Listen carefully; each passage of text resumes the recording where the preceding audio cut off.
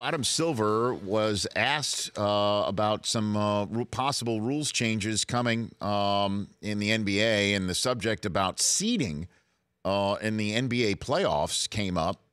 And he says that the league's talking about taking the top 16 teams, 8 from each conference, just like usual, 1 through 8, but then throwing them in, and take the best teams.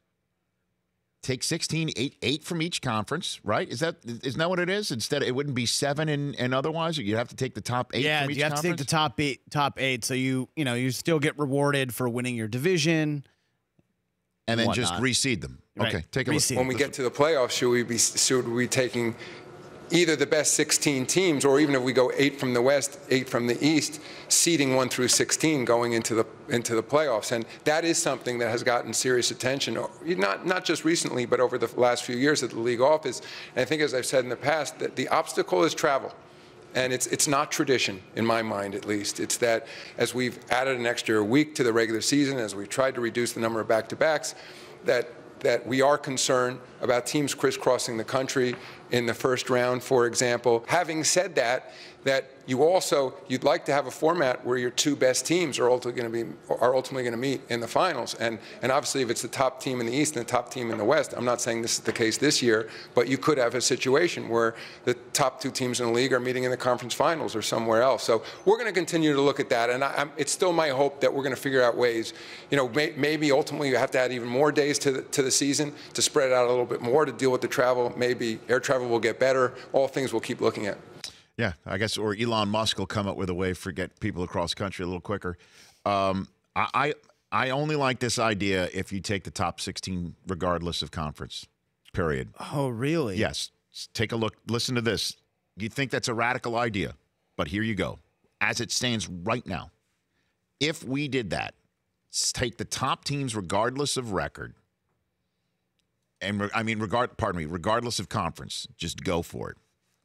Right now, your 116, that would be your first round matchup, would be Rockets versus Clippers, which right now would be 1 versus 9 in the Western Conference. So you're not too far off anyway. Rockets versus Clippers. 215 would be Warriors Pelicans, which is 2-8 right now in the Western Conference.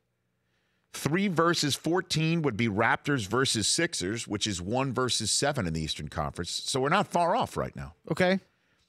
Celtics versus Blazers would be 4-13. Ooh, that's a fun series. But there's the point about travel that the commissioner's talking about. Boston and Portland, oh my goodness. And in the first round, it's 2-2-1-1-1. Yeah. 5-12, the dreaded 5-12. Cavs, Nuggets.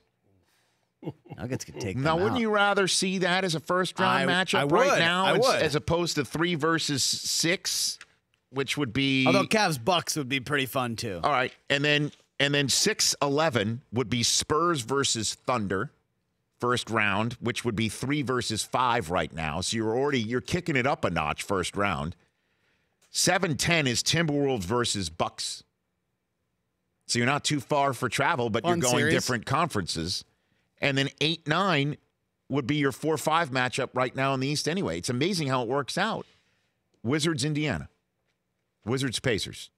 So this radical concept of regardless of conference, you just get in best record, it would just kick out Miami and put the Clippers in, because the Clippers do have a better record than Miami right now.